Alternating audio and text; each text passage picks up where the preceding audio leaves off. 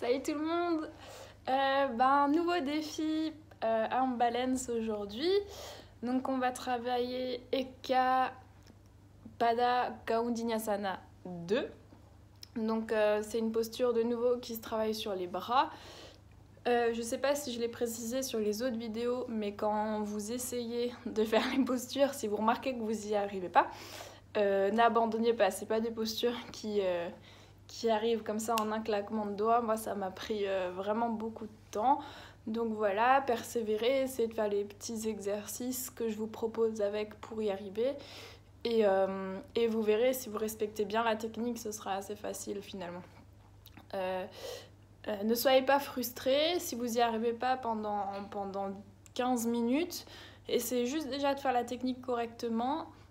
Voilà, appréciez, tombez. Et puis vous énervez pas parce que vous n'y arrivez pas. Au contraire, réessayez la fois d'après et vous verrez que tout ce que vous avez déjà fait et tout ce que vous avez enregistré la séance d'avant, ce sera déjà bien ancré dans votre corps et dans votre cerveau. Du coup, ce sera beaucoup plus facile. Donc laissez-vous vraiment le temps et appréciez ce processus. Voilà, c'est le petit conseil que je peux vous donner. Donc, Eka Pada Kaundinyasana 2. Alors, c'est une posture qui donne ça. Donc, on est sur les mains. On est en position du lézard. Hop, on passe là, avec la main. On transfère le poids du corps vers l'avant. On soulève la jambe de derrière et la jambe avant. Ok? Alors, pour réussir ça, déjà, il y a besoin d'un bon échauffement des poignets parce que tout le poids du corps il repose sur les poignets, donc échauffez-vous bien les poignets. Pour ceci, vous pouvez faire différents exercices, donc soit à genoux, on tire le poignet droit vers soi, on inspire, on expire,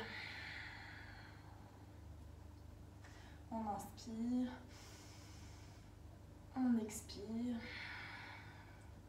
Peut-être que c'est bien de faire quelques salutations du soleil avant pour bien échauffer le corps, bien échauffer en planche.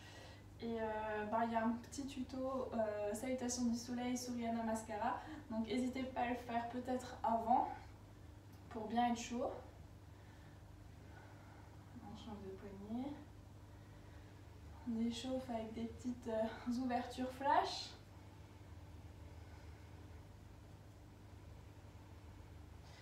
Et on passe à quatre pattes pour mettre le poids du corps sur les poignets.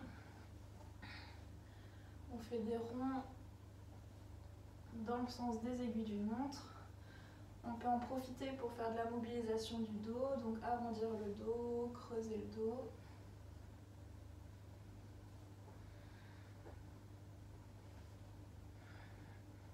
Et dans l'autre sens.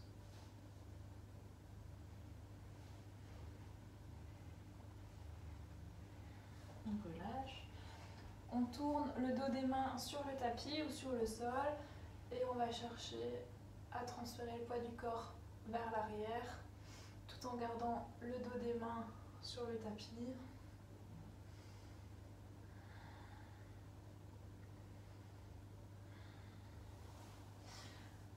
Alors, ce qui est important aussi pour la possession des mains quand vous les mettez sur le sol, donc c'est la première chose à laquelle vous pensez quand vous faites des asanas qui reposent sur les mains, c'est d'avoir les dernières phalanges de chaque doigt légèrement recroquevillées. Donc vraiment essayer de sentir comme si vous vouliez gratter le sol avec tous les doigts pour vraiment provoquer une contraction des muscles et vraiment activer les muscles de la main, du poignet jusqu'à l'épaule.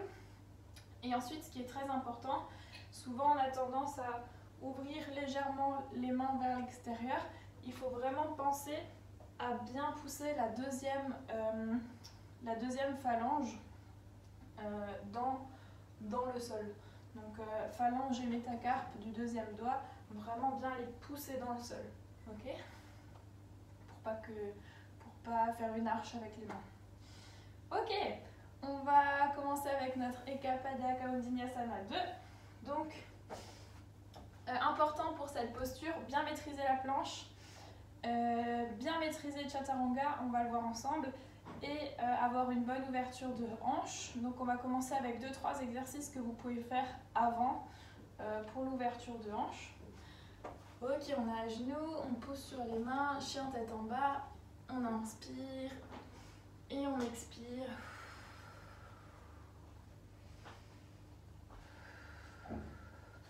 On lève la jambe droite au plafond, on inspire et on expire. On ramène la jambe droite à l'extérieur de la main droite. Si vous n'arrivez pas à ramener le pied ici, vous pouvez prendre votre main, ramener à la cheville et ramener le pied à côté de la main. Allez, on va faire des légers ronds.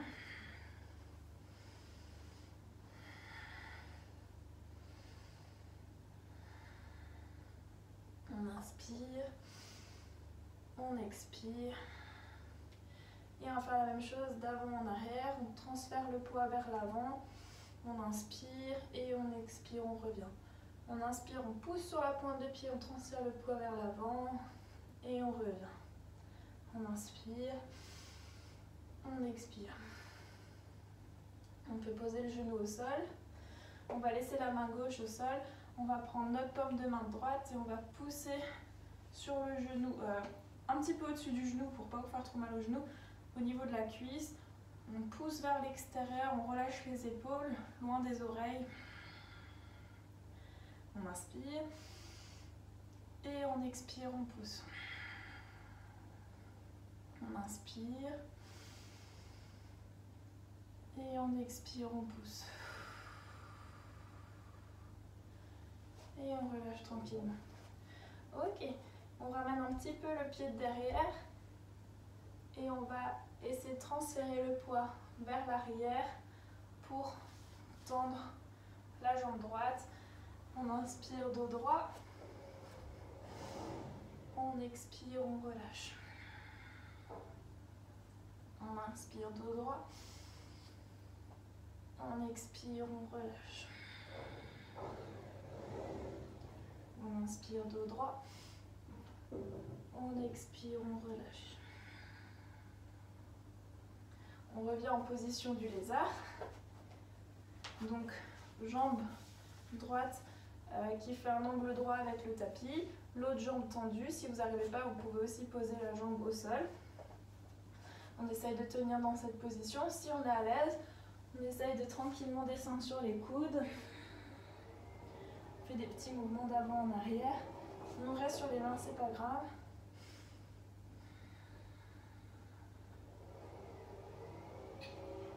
Ok, on pousse sur les mains, on revient en planche. Donc là, on a fait quelques petits exercices importants pour le travail de hanche sur cet asana. Faites-le à gauche et à droite. Et ensuite, essayez de travailler un petit peu sur le gainage. Donc c'est ce qu'on va voir ici. Donc on est en position de 4 pattes. Planque les doigts de pied. Planche. Donc on essaye de ne pas être campé. On rentre bien le bassin. On pousse le poids vers l'avant pour avoir les épaules au-dessus des poignets. Et on va essayer de rester dans cette position. On inspire, chien tête en bas, on lève la jambe et on expire, on ramène le genou au coude. On tient dans cette posture. On inspire, on lève. On expire, on transfère le poids vers l'avant, on essaye de ramener les épaules au-dessus des poignets et on ramène le coude. Allez, on tient. On inspire. Et on expire, on ramène. Parfait, planche. Chaturanga. On inspire et on relâche. Bien. Ok. Donc Chaturanga, c'est cette position qui est aussi importante dans l'asana qu'on va voir, où vous êtes en position de planche et on va descendre en forme de pompe avec les coudes collés aux côtes. Donc c'est quasiment les bras qui vous aident à tenir. Ok? Donc ça c'est important de le travailler. Si vous n'y arrivez pas du tout, commencez à genoux. On transfère le poids vers l'avant. On plie les coudes le long des côtes. On rentre le bassin et on tient. 1, 2, 3, 4, 5. La nuque droite et on pousse, on remonte. On relâche. Et on est reparti. On transfère le poids vers l'avant. On descend. Coudes. Les coudes doivent être à 90 degrés au niveau de l'angle bras et avant-bras. Donc on transfère le poids vers l'avant. On plie. On rentre le bassin. Si on est à l'aise ici, on plante les doigts de pied et on essaye de décoller les genoux. On tient. 1, 2, 3, 4, 5 et on pousse. Parfait. Donc ça, c'est un petit entraînement que vous pouvez vous faire avant, par exemple, de tenter votre Ekapada Kaundinasana 2. Je suis un petit peu essoufflée. Ok, donc maintenant, on vient tout de suite à la posture. Donc pour la posture, la position de base, donc c'est de venir en lézard. Ok. Une fois qu'on est ici,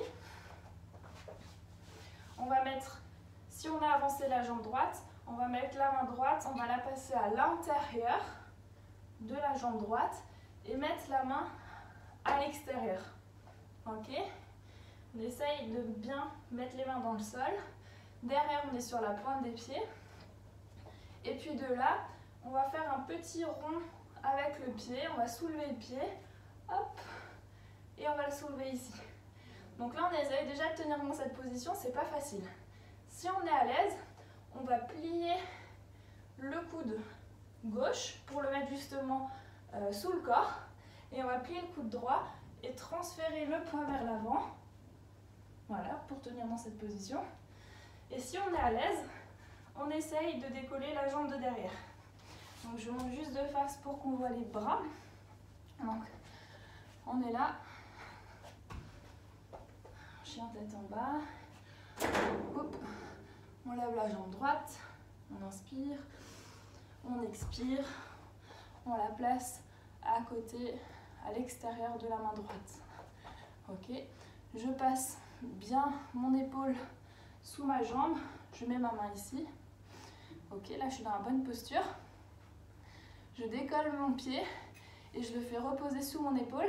Je plie les deux bras et j'essaye de tenir dans cette posture. Ok?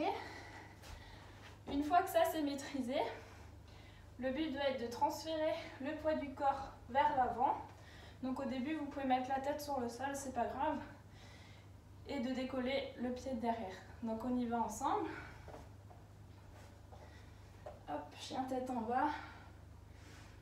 On relâche. On inspire, on lève la jambe droite. On expire, on ramène le pied droit à côté de la main droite. On passe l'épaule sous la jambe droite. La main droite vient à l'extérieur du pied. On soulève le pied, on le met dans les airs. On plie les bras, on transfère le poids vers devant et on essaye de soulever la jambe. Et si on est à l'aise, on peut tendre les deux jambes. On revient en chaturanga.